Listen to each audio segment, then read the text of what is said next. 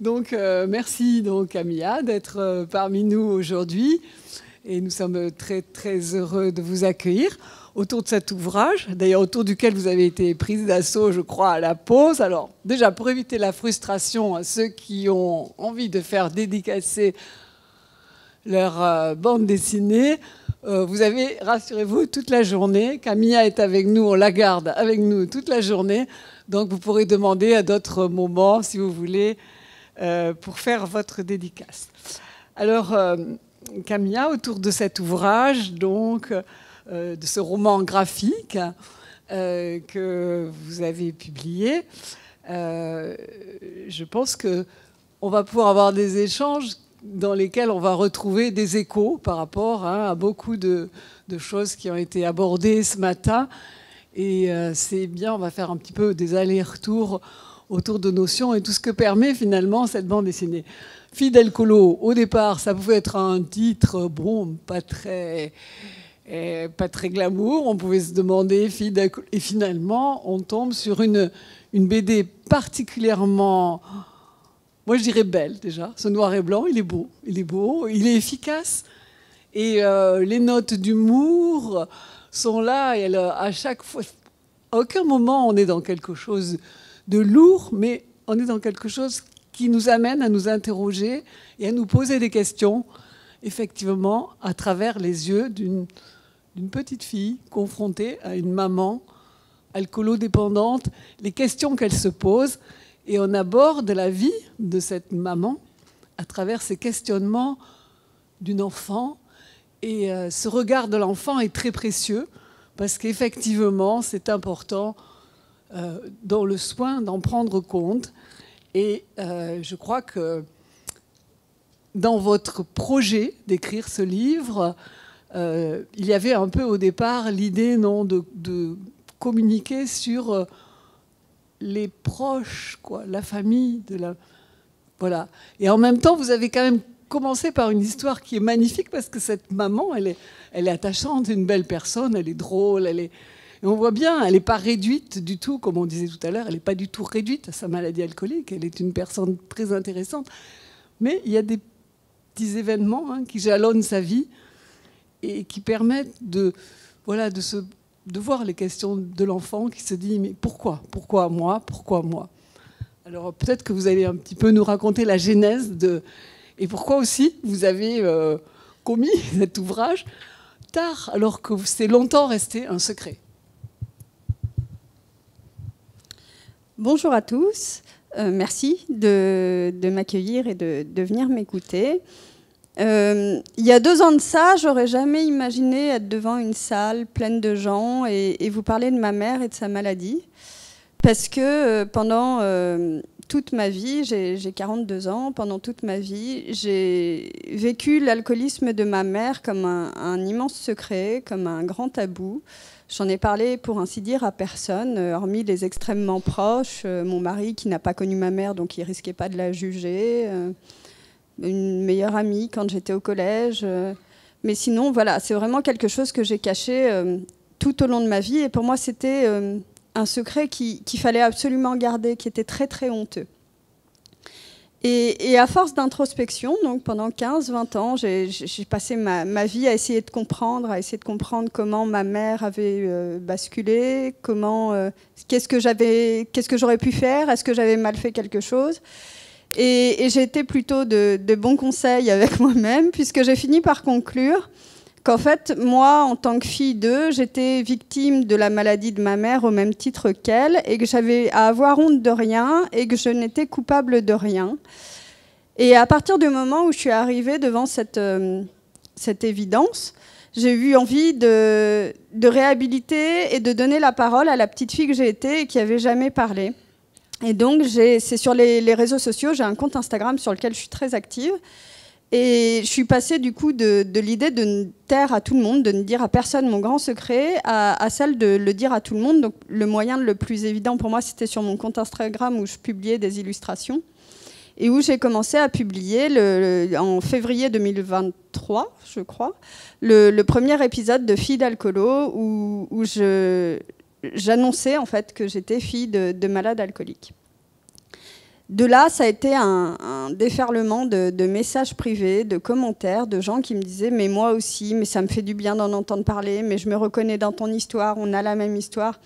Et là, j'ai pris la mesure à quel point en fait, c'était important d'en parler et à quel point on était nombreux et nombreuses à vivre ça dans un très grand secret et à s'enfermer dans une pièce dans laquelle on n'avait pas à être. Je vais juste faire une aparté sur le titre « Filles d'alcoolo » parce que je suis contente que vous m'en parliez. Ça a été, si je dois dire, une déception dans l'histoire de ce livre, ça a été celle-là. C'est que j'ai choisi un titre très provocateur, parce que évidemment que j'ai jamais considéré, et si vous avez lu ou si vous lisez la BD, vous vous en rendrez facilement compte, j'ai jamais considéré ma mère comme étant une alcoolo, mais c'est comme ça en fait que j'avais l'impression que la société me verrait, que j'étais la fille de l'alcoolo de service. C'est un peu la Camille de 13 ans qui parle dans ce titre. Et je m'étais dit, ce titre, il est provocateur, il est dégradant, on va beaucoup me poser de questions dessus, il faut que tu sois armé. Ben, figurez-vous qu'on ne me pose jamais la question. En fait, fille d'alcoolo, visiblement, ça choque pas tant que ça le public. C'est un terme qui n'a pas heurté, en fait, ou alors les gens ont tous lu la BD après et ont compris le sens de ce titre. Mais voilà, j'ai voulu que ce livre il soit justement à l'inverse de ce que pourrait présager le titre, qu'il ne soit pas culpabilisant, qu'il ne soit pas accusateur. C'est pour ça que vous parliez de ma maman tout à l'heure et ça me fait plaisir parce que je suis là aussi pour parler d'elle. J'ai commencé par parler de l'histoire de ma maman et de la femme qu'elle était avant la maladie parce que c'était important pour moi que le lecteur puisse prendre la mesure d'à quel point elle était précieuse, d'à quel point je l'aimais. J'avais envie que mon lecteur l'aime aussi et ne la juge pas. Et j'espère qu'en ça a été accompli. Merci Camilla, oui. Et effectivement, en cela, oui, cette BD est à la fois très émouvante et... oui, je dis, elle appelle beaucoup, beaucoup à s'interroger. Et donc, on voit le parcours de cette petite fille. Et pour reprendre des thèmes qui ont été abordés ce matin, dont celui de la honte, il y a une case qui m'a beaucoup marquée aussi. C'est quand cette petite fille, même un peu plus âgée, se dit... sur cette honte et la réflexion qu'elle a sur cette honte et la honte d'avoir honte. J'ai eu honte moi-même d'avoir honte. Est-ce que vous pouvez nous en parler un petit peu? Comme quoi c'est quelque chose qui peut être quand même très difficile à vivre et l'incapacité parfois des accompagnants ou des aidants de travailler sur ça parce qu'on a travaillé sur la honte de la personne alcoolodépendante, mais les accompagnants, voilà, c'est à quoi ils sont confrontés aussi. Il y a quand même une blessure, quelque chose de difficile à un moment.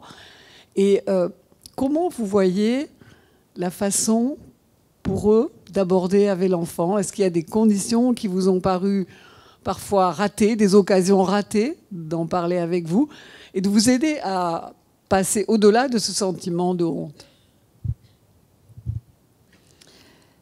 Être enfant de personnes addictes, c'est très compliqué et ça provoque plein de sentiments très ambivalents, un peu contradictoires. Et déjà, le premier sentiment, et je le retrouve dans tous les témoignages que je reçois, parce que j'ai la chance du coup de discuter avec beaucoup de gens dans ma situation, c'est pourquoi est-ce que moi, en tant qu'enfant, je n'ai pas été assez aimable dans le sens premier du terme pour que ma mère ne me choisisse pas moi. En fait, on a l'impression que si on avait été différent, si on avait été capable d'être plus aimable, notre parent n'aurait pas sombré, en fait, qu'on aurait dû être ce rempart, qu'il aurait dû nous aimer suffisamment et que ça n'a pas été le cas. Aujourd'hui, évidemment, j'ai changé ce point de vue, mais je l'ai porté très longtemps, cette impression de ne pas être suffisant. Ensuite, il y a effectivement la honte. À la fois, moi je le dis, en fait, j'ai toujours dissocié ma mère de l'autre. Ma mère était ma petite maman que j'adorais et que voilà, pour qui j'avais énormément de respect. Et puis il y avait l'autre, celle qu'elle devenait quand elle était sous emprise et que je reconnaissais au premier coup d'œil ou au moindre son de sa voix. Et celle-là, réellement, le mot est fort, mais c'est réellement ce que je ressentais. Elle me débectait, j'en avais vraiment horreur. J'ai toujours gardé le respect pour celle qui restait derrière elle, donc c'est jamais quelque chose que je lui ai formulé. Par contre, j'avais beaucoup de colère et beaucoup de honte, en fait. J'avais vraiment la... Puis, déjà, quand on a 12-13 ans, c'est compliqué d'avoir des parents, déjà. On a déjà un peu honte. Mais alors, quand en plus on a un parent défaillant et qui ne correspond pas à ce que la société attend de lui, et notamment d'une mère, donc la mère qui doit être un peu la femme élégante, la mère sacrificielle, celle qui va attendre que les enfants rentrent avec un petit goûter et faire les devoirs, etc. Moi, j'avais pas ça à la maison. C'était pas l'assommoir chez moi. Ma mère s'occupait de nous, mais par contre, elle était complètement défaillante. Et j'avais honte qu'on puisse se rendre compte que chez moi, c'était comme ça qu'on vivait. J'avais honte d'elle. Mais comme j'avais toujours derrière l'image de l'autre, ma petite maman, ben, j'avais très honte de moi d'avoir honte d'elle. D'ailleurs, même quand j'ai sorti la BD, ma mère est décédée il y a longtemps. Je pense que je n'aurais pas réussi à en parler, d'ailleurs, si ça n'avait pas été le cas.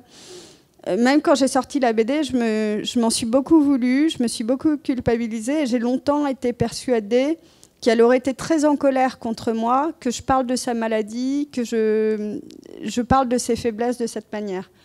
Aujourd'hui, c'est ce que je disais tout à l'heure à une personne qui faisait dédicacer la BD. J'ai un peu changé de point de vue parce qu'il s'est passé tellement de choses autour de cette BD, ça a tellement ouvert la parole, ça a tellement amené un sujet duquel on ne parlait pas, que j'espère qu'elle serait fière, en fait. J'ai un peu envie de lui dire, regarde maman, ça n'a pas servi à rien, tout ça, regarde ce que tu apportes aux autres. Et pour revenir aux occasions manquées, c'est en écrivant la BD, je me suis un peu extériorisée finalement. C'était presque plus mon histoire. C'était l'histoire de cette petite Camille qui vivait des épreuves. Et en la regardant avec du recul, ce qui m'a saisi, c'est à quel point on n'a pas été accompagnés du tout, en fait, ni mon père, ni ma sœur, ni moi. À aucun moment, alors que ma mère a été dans un processus de soins tout du long, j'ai eu cette chance que ma mère, ce que j'ai réalisé aussi en écrivant la BD d'ailleurs, que ma mère s'est toujours battue contre sa maladie. Elle a beaucoup consulté son médecin généraliste, des addictologues, elle est partie en cure, elle a fait des suivis hospitaliers, etc. Et une fois, j'ai été reçue par un psychologue à la demande de ma mère, en fait, qui se souciait de savoir si ça pouvait avoir des conséquences sur moi. Et j'ai été reçue pendant, je ne sais pas, peut-être 35 minutes dans ce bureau. Et j'avais ma mère à côté de moi. Et la psychologue, en gros, m'a demandé, alors, comment vous le vivez? On était dans les années 90, hein, donc les choses ont changé, j'imagine, et évolué depuis.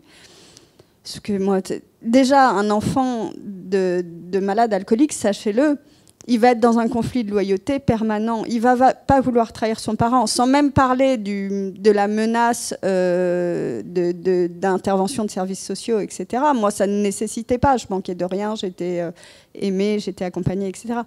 Par contre, un accompagnement psychologique, il aurait été indispensable. Peut-être que je n'aurais pas mis 20 ans à écrire cette BD si j'avais eu un suivi psy qui m'avait aidé, moi, à comprendre que non, j'étais pas responsable, que non, je n'avais pas à avoir honte, que ma mère n'avait pas choisi l'alcool plutôt que moi, que oui, elle m'aimait et que le fait qu'elle boive ne remettait pas ça en question, et qu'il n'y avait pas un motif, un jour sur lequel elle a basculé. Voilà, ça, c'est moi les réflexions que je me suis faites en introspection pendant ces 20 ans. Peut-être que si mon psy avait été extérieur plutôt qu'intérieur, j'aurais gagné du temps. Tout ça pour dire que cette psychologue, à l'époque, m'a posé des questions. Comme beaucoup d'enfants de malades alcooliques, j'ai le syndrome de la bonne élève, c'est-à-dire que j'ai répondu ce qu'elle attendait de moi que je réponde parce que j'avais bien compris où on devait en venir.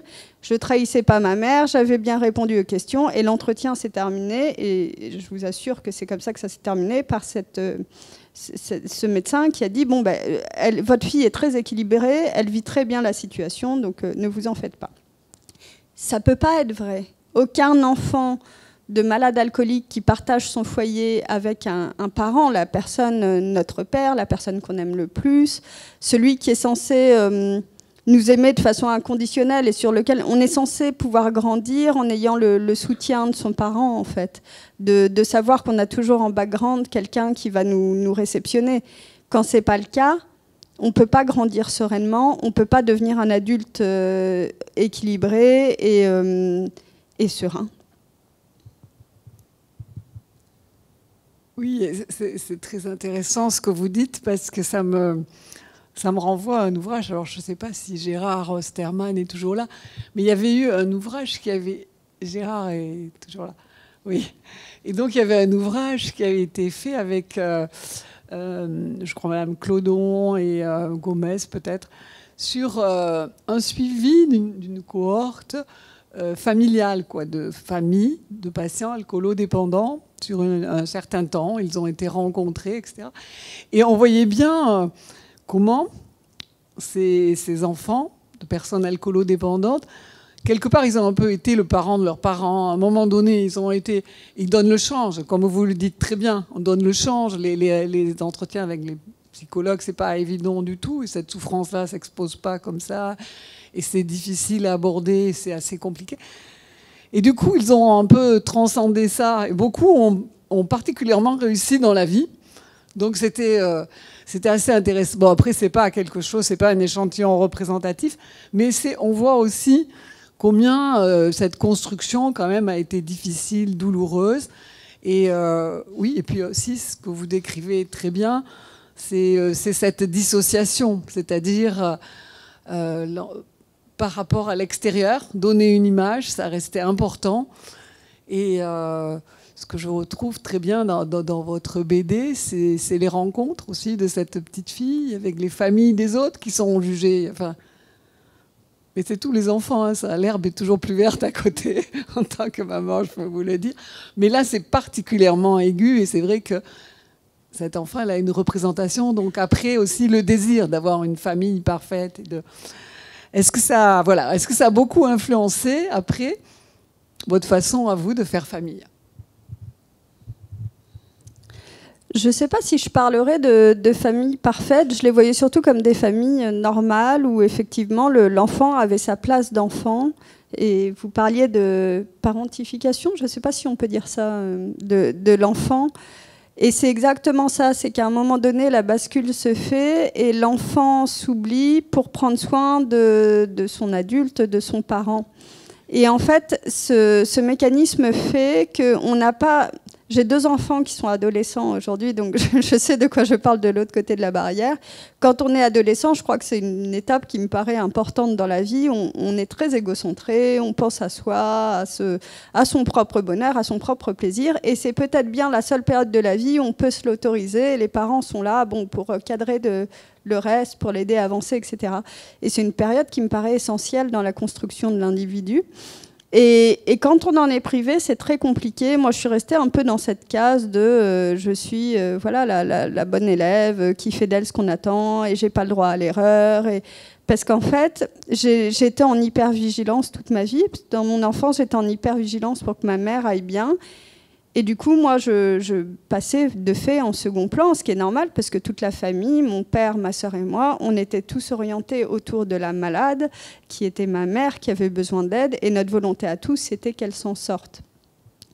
Aujourd'hui, ce que ça a changé, peut-être sur mon schéma familial, c'est que je suis très attentive à ce que mes enfants, qui ne sont pas des enfants rois, je vous assure, encore que, mais qu'en tout cas, ils aient le droit et la légitimité de ne penser qu'à eux, en fait. Je ne veux pas qu'ils se soucient de choses qui ne seraient pas les leurs, et c'est extrêmement important pour moi de pouvoir leur offrir, et j'en suis fière d'ailleurs, de pouvoir leur offrir ce sas d'égocentrisme auquel on devrait tous avoir droit, parce que c'est comme ça qu'on va se construire après.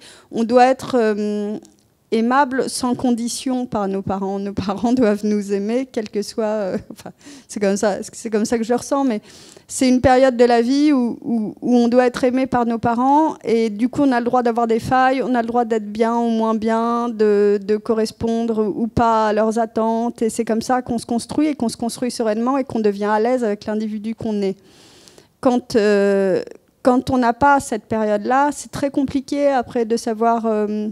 qui on est en dehors des attentes des autres, et de pouvoir en fait être celui... C'est une question que je me pose beaucoup. Qui j'aurais été si j'aurais pas eu cette histoire-là?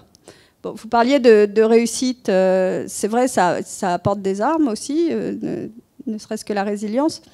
Après, quand on a un parent addict, on vit avec beaucoup de poids. Alors, moi, ma maman est décédée, donc l'histoire est derrière moi aujourd'hui sur l'addiction, Dieu merci, mais ça reste ma terreur et ça reste un traumatisme. Je continue de rêver de ma mère sous emprise de l'alcool. C'est vraiment quelque chose qui m'impactera, je pense, toute ma vie. Et ça, je le retrouve dans tous les témoignages que j'ai.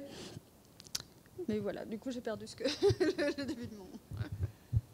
Oui, en tout cas, c'est vrai que ce roman graphique a l'avantage de balayer quand même un grand nombre de situations qui, effectivement, renvoient beaucoup à ces questionnements de l'enfant. Et je pense que dans l'auditoire, il y a aussi beaucoup de professionnels du soin, de la santé, sages-femmes, psychologues, intermédecins libéraux. Donc, je pense que ça serait intéressant aussi qu'on se donne un petit temps. Si dans la salle, des personnes souhaitent aussi vous poser des questions, qu'on ait un échange aussi. Tout à l'heure, on a commencé à en avoir un avec cette dame qui parlait effectivement des accompagnants, combien c'était aussi important de les prendre en compte dans ce parcours et aussi de travailler avec eux. Parce qu'il y a ce travail avec les accompagnants qui doit encore être alimenté et sur lequel il y a encore beaucoup de choses à faire. Donc peut-être, oui. Juste, je me permets du coup de répondre rapidement sur ce point. Il y a deux choses. Il y a d'une part accompagner les proches et notamment les enfants pour lesquels je prends la parole aujourd'hui, pour déculpabiliser, pour enlever la honte, pour leur permettre aussi de déposer ce bagage très lourd qu'ils transportent avec eux et pour éviter qu'ils le transportent en tant qu'adultes. On sait que les risques d'alcoolisme chez un enfant d'alcoolique sont plus élevés. Donc c'est aussi une épée de Damoclès qui traîne au-dessus de notre tête en permanence. Parce que ça, qu'est-ce qu'on peut nous le dire? Que quand on a un parent alcoolique, on a plus de chances de devenir addict à notre tour. C'est terrible, en fait, d'avoir l'impression que les dés sont pipés dès le départ.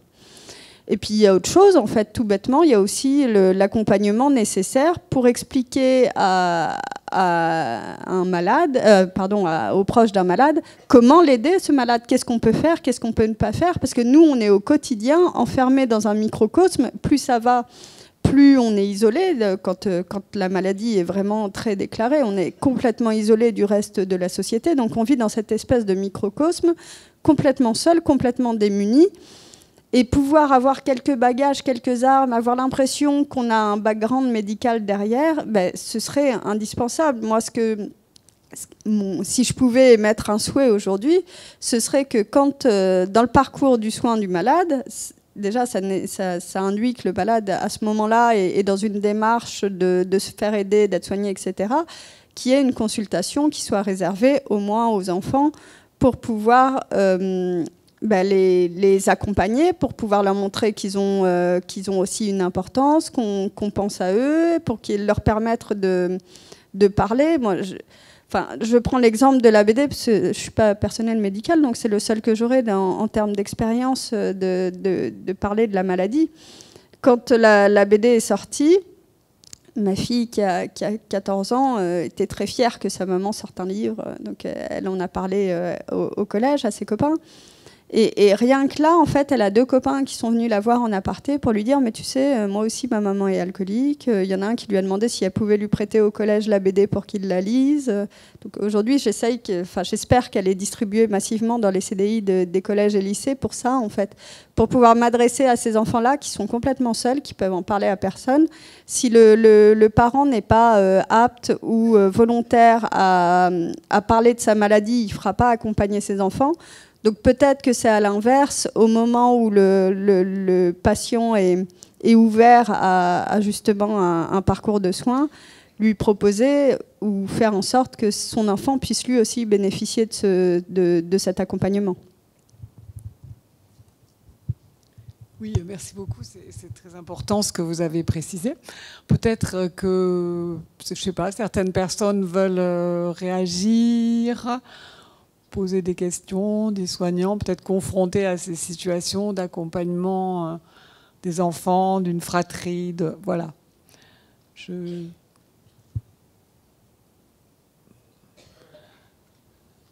vois pas très bien d'ailleurs.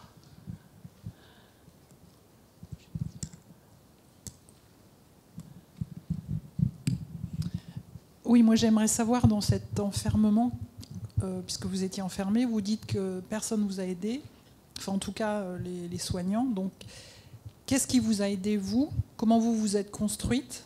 Enfin, quels ont été vos... Comment vous vous êtes étayée? Enfin, voilà, ça m'intéresse de savoir ça.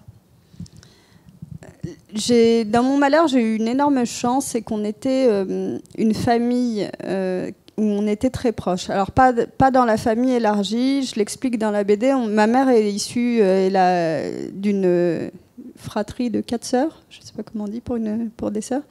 Donc, dans mon enfance, on était très spalâtres, les réunions familiales, et voilà, les grandes rigolades, les week-ends ensemble. On partait en vacances tout le temps ensemble, les cousins, les cousines, etc. Puis au fur et à mesure, mais c'est un schéma relativement classique, les liens se sont distendus. Je raconte dans la BD que trop souvent l'autre répondait au téléphone à ses sœurs, et puis au fur et à mesure, c'était trop compliqué pour elle de supporter ça. Ses parents se sont aussi tenus à distance, n'ont pas voulu voir, pas voulu savoir. Par contre, je suis extrêmement proche de mon père et de ma sœur. On a toujours été extrêmement soudés. On n'a pas été soudés tous les 3 contre ma mère. On a été soudés tous les 4, en fait, pour qu'elle s'en sorte, pour essayer de trouver un moteur, pour essayer de lui donner l'envie de vivre autre chose. Et dans ma famille, et notamment par le biais de mon père, on cultive beaucoup le bonheur, en fait. C'est assez paradoxal, mais mon père a un culte du bonheur. J'ai de l'habitude de dire qu'il met des lunettes roses en permanence et qu'il voit la vie comme ça. Pas avec la maladie de ma mère, c'est resté. D'ailleurs, j'en parle très peu dans la BD parce que c'est intime, en fait, c'est son histoire à lui, et il est toujours aujourd'hui très difficile pour lui d'en parler. C'est resté quelque chose d'extrêmement violent. Par contre, c'est vraiment quelque chose. J'ai eu l'impression de faire partie d'une petite armée. En fait, on avait chacun notre rôle et on essayait de faire en sorte que tout le monde tienne bon. Et je pense que c'est comme ça que j'ai réussi à, d'une part, grandir mine de rien sereinement et devenir un adulte équilibré tant que faire se peut, et aussi de pas garder de colère et d'être quelqu'un qui dans la vie est plutôt joyeux et plutôt optimiste, mais je mesure ma chance.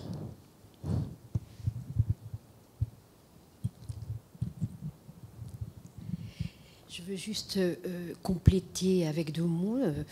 En général, un enfant de malade alcoolique porte la double peine, celui d'avoir vécu avec un parent alcoolique et de l'accompagner dans son vieillissement, qui est celui d'une démence ou de troubles cognitifs fréquents ou majeurs. Donc vous avez eu de la chance, enfin vous avez eu de la chance, c'est pas une chance, c'est la vie.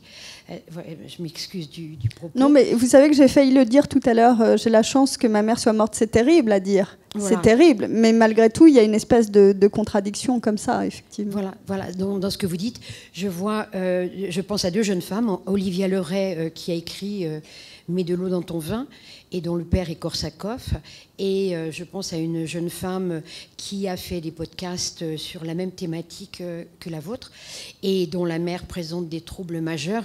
Elle est fille unique et elle l'accompagne, et c'est très très dur. Oui, alors effectivement, c'est quelque chose dont je ne pourrais pas témoigner. Par contre, je reçois beaucoup de témoignages dans ce sens de femmes qui ont aujourd'hui mon âge, 35-40 ans, et dont la maman malade est vieillissante, et des conséquences que ça implique. C'est en ça, d'ailleurs, que tout à l'heure, je parlais de chance, et c'est terrible de l'exprimer comme ça. Mais c'est vrai que c'est quelque chose à laquelle je n'avais jamais pensé. Par là même, je n'avais jamais imaginé le moment où moi-même je deviendrais mère. Comment je dirais à ma mère que non, je ne veux pas qu'elle s'occupe de mes enfants, alors même que j'adorais ma mère, que je savais qu'elle adorait les enfants et que pour elle, ça aurait été son grand bonheur d'avoir des petits-enfants. J'en parlais tout à l'heure avec l'une de vous. Quand je reviens du coup sur l'expression « avoir de la chance que ma mère soit morte » parce qu'elle est très violente. Je m'autorise aujourd'hui, en tant que victime de la maladie, l'ambivalence des sentiments. Quand ma mère est morte, il y a eu 2 choses, il y a eu 2 sentiments qui ont cohabité. La peine infinie d'avoir perdu ma mère, évidemment, et d'avoir perdu la mère, l'espoir de la mère que j'aurais aimé avoir. Je ne saurais jamais ce que c'est que d'avoir une mère, en fait. Donc ça a été très, très violent. Le manque de la personne qu'elle était, et qui me manque encore aujourd'hui. mais aussi le soulagement. Parce que pour la première fois de ma vie, j'avais 22 ans, si je ne dis pas de bêtises à l'époque, j'allais pouvoir vivre pour moi, en fait. Je ne savais pas ce que c'était que de vivre sans avoir à me soucier de la santé, de la vie, du confort et du moral de quelqu'un d'autre. Donc, aussi violent que ça soit, je me dis qu'on a au moins le droit à ça en tant qu'enfant d'alcoolique, c'est d'accepter qu'on peut avoir des sentiments qui sont très ambivalents. On aime notre parent, et puis aussi on déteste le malade qu'il a été.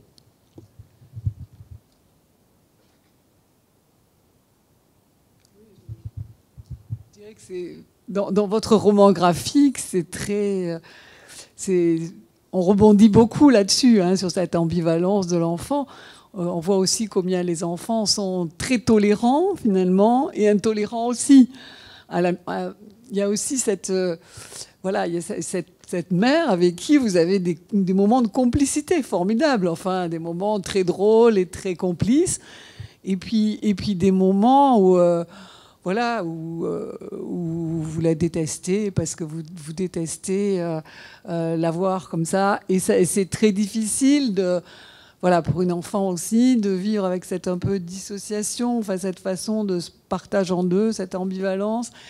Et c'est peut-être là aussi que le besoin d'accompagnement, effectivement, pourrait aider à avancer dans le récit, à construire une cohérence, à construire quelque chose de peut-être qui permettrait à l'enfant de peut-être plus s'individualiser aussi, parce qu'il y a ce faire corps avec la mère, quoi, comme quoi finalement ça a été pour vous un long cheminement. Enfin, voilà, finalement de vous dire je suis différente, quoi. Je suis pas non plus.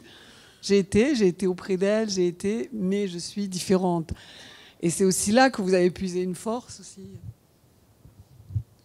C'est quelque chose que je dis souvent aux gens qui m'écrivent et aux jeunes notamment, de dire attention, l'histoire de votre mère, c'est une histoire, c'est un chapitre de la vôtre, mais vous n'avez pas à en faire votre histoire.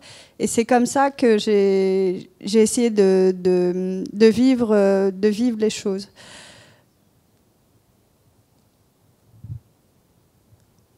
Merci Camilla. Est-ce que peut-être d'autres réactions dans la salle, je pense? Gérard Osterman, peut-être?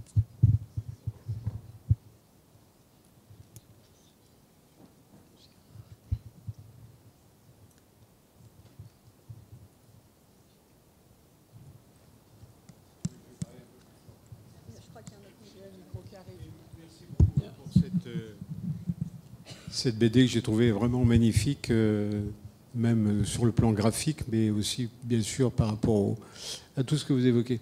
Il y a une chose qui je trouve intéressante, c'est dans ce que vous évoquez, c'est la difficulté parfois tous les non-dits qu'il peut y avoir à l'intérieur de la sphère familiale où il y a cette maladie alcoolique. Et ce qui est important de comprendre, c'est que les non-dits, ils vont suinter, si j'ose dire. C'est-à-dire qu'ils vont créer quelque chose chez vous, l'émotion peut être prescrite. Par exemple, il peut y avoir de la tristesse ou de la colère, on dit c'est la nôtre, parce qu'on la ressent. Mais rien ne prouve que c'est la nôtre. C'est-à-dire que parfois, on prend avec soi des émotions, et c'est important, parce que c'est plus difficile de s'en libérer, justement. Où je peux éprouver une colère ou une tristesse, mais qu'en réalité, elle était la tristesse de mon père ou de ma mère, etc. Et que parfois, demander à la personne en entretien, en consultation, mais la colère que vous me décrivez ou la tristesse que vous me décrivez, est-ce que vous êtes sûr que c'est la vôtre? Qui autour de vous était éventuellement triste? Vous voyez, cette question qui permet ce petit décalage, justement. D'ailleurs, Tisseron avait écrit un très bon bouquin qui s'appelait « Vérité et mensonge des émotions ». Quand on éprouve quelque chose, on est convaincu que c'est nous. Mais en réalité, on est souvent porteur de quelque chose, mais qui n'a pas été quelque part digéré ou métabolisé, quoi. Voilà. Enfin, merci encore pour votre travail.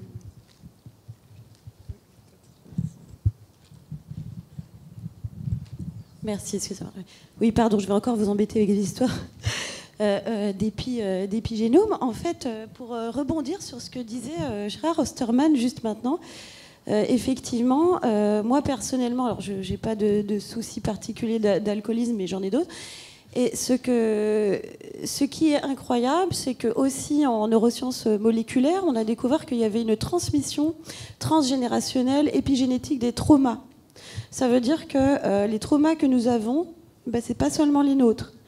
Moi, dans mon cas précis, je suis iranienne et je n'ai jamais vécu en Iran, et je peux vous dire que j'ai des traumas qui ont tout à voir avec l'Iran et n'ont rien à voir avec ma vie. Et je pense que c'est hyper intéressant de garder ça en tête, effectivement.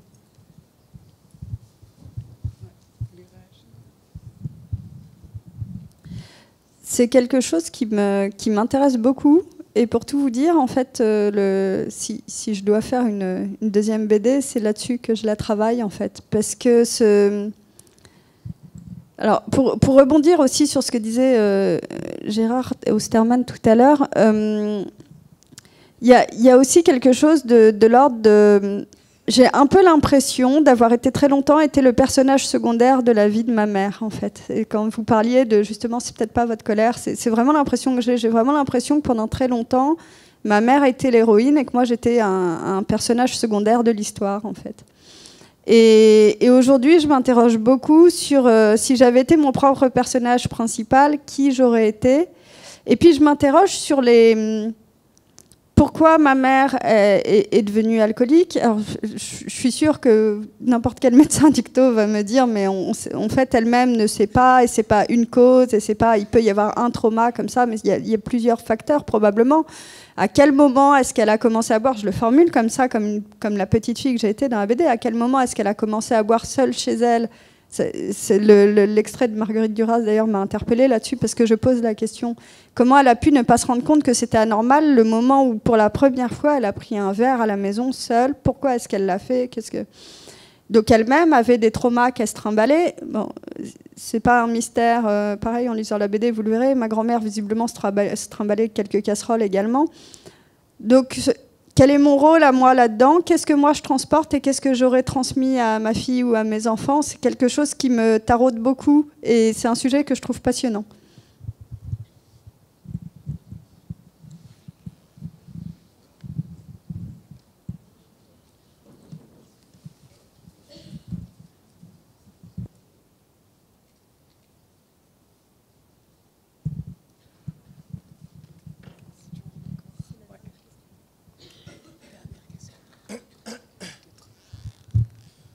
Bonjour tout le monde.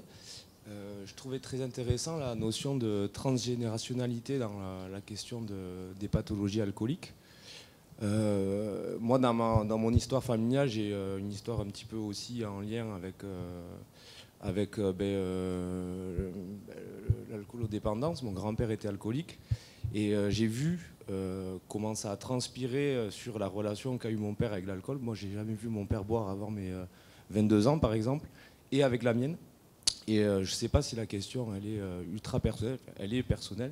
Et je voulais savoir, vous, c'est quoi votre rapport avec l'alcool, par exemple? Est-ce que c'est quelque chose où vous sensibilisez vos enfants si vous en avez? Ou est-ce que c'est quelque chose qui... est-ce que vous avez marqué une rupture dans votre parcours par rapport à celui de votre maman et à votre expérience? Alors, c'est une question qui est hyper intéressante. Déjà, la réponse, elle est en deux parties. Est-ce qu'on parle de l'alcool pour moi ou l'alcool pour les autres? Parce que la réponse ne sera pas la même, en fait. Moi-même, je bois de l'alcool, raisonnablement, mais je suis toujours archi-vigilante. C'est quelque chose qui me fait très peur. Donc, voilà, je bois un peu d'alcool. Je n'ai pas rejeté l'alcool. Par contre, j'ai un vrai problème avec l'alcoolisation chez les autres et je le retrouve dans chaque témoignage d'enfants d'alcooliques. C'est-à-dire qu'à partir du moment où quelqu'un a passé le seuil de « il a l'œil un peu brillant, il a trop bu », moi, on parlait tout à l'heure du mec qui va avoir trop bu la troisième mi-temps, tout ça qui va être rigolo. Moi, ça ne me fait jamais rire, en fait. Je trouve ça effroyable. J'ai une aversion pour les gens sous. À un moment donné, c'était la mode sur les réseaux sociaux, des caméras de sécurité, on voyait des gens tituber et tout. Moi, je suis obligée de passer ces choses-là. Je suis incapable de regarder l'alcoolisation chez les autres. Et vous parliez de mes enfants. Moi, j'ai 2 enfants. Ils ont 14 et 17 ans. Mon fils est donc pile dans l'âge où il commencerait à pouvoir vouloir boire des coups avec des copains, etc. Et c'est marrant parce qu'avant que vous me posiez la question, j'avais jamais fait le tour. Mon fils, c'est un grand raisonnable. Il fait jamais un truc plus que l'autre. J'aimerais bien qu'il se détende un peu. Et il est complètement contre l'alcool. Il me parle très peu de ma mère. Donc, j'ai jamais fait le lien, en fait. Mais vraiment, il fait un rejet total. C'est-à-dire, dès qu'il y a un lourdingue qui lui dit « Ah, maintenant, tu as 17 ans, tu peux goûter », lui, alors non, pas du tout. Enfin, vraiment, il a horreur de ça. Moi, en tant que mère, revivre l'alcoolisme à travers mes enfants, ce serait un cauchemar. Je vous le dis, s'il y a un truc qui peut vraiment... j'ai l'impression aujourd'hui d'être plus ou moins, si ce n'est guéri, apaisée de l'alcoolisme de ma mère. Par contre, je serais incapable de le vivre en tant que mère. Ce serait vraiment un vrai cauchemar. Peut-être que j'ai écrit un peu cette BD pour ça aussi. Pour leur expliquer qui était leur grand-mère qu'ils n'ont jamais connue, qu'est-ce que moi j'ai vécu et que je ne dis pas, parce que c'est difficile, en fait, dans une conversation comme ça, de dire « Ah tiens, en fait, ma mère était alcoolique et de raconter le détail de ce qu'on a vécu et de ce qu'on a pu ressentir. Et puis peut-être pour les mettre en garde un peu aussi, et puis pour mettre en garde chaque gamin qui lira cette BD, de l'alcool. J'étais tout à fait d'accord avec mais j'étais d'accord beaucoup avec Monsieur Osterman depuis tout à l'heure. Voilà, je ne suis pas non plus pour enlever les vignes, etc. Je bois un verre de vin de temps en temps. Mais il faut s'en méfier, en fait. Il faut arrêter de banaliser et de faire comme si c'était un produit comme un autre. C'est un produit dont il faut se méfier en permanence, quel que soit ce qu'on boit. Ou voilà. C'est ce que j'essaye de transmettre à mes enfants. Je ne fais pas de la diabolisation. Par contre, pour mon mari, c'est moins facile parce que lui, il n'a pas le droit d'avoir l'œil brillant en soirée. Dès qu'il va avoir passé... un stade, il va me voir me fermer, je vais être complètement... Pour moi, la soirée est terminée et j'ai eu la chance d'avoir quelqu'un d'extrêmement compréhensif qui fait très attention à ça. Merci beaucoup, Camilla. Je crois que c'était la dernière intervention. On remercie beaucoup, Camilla.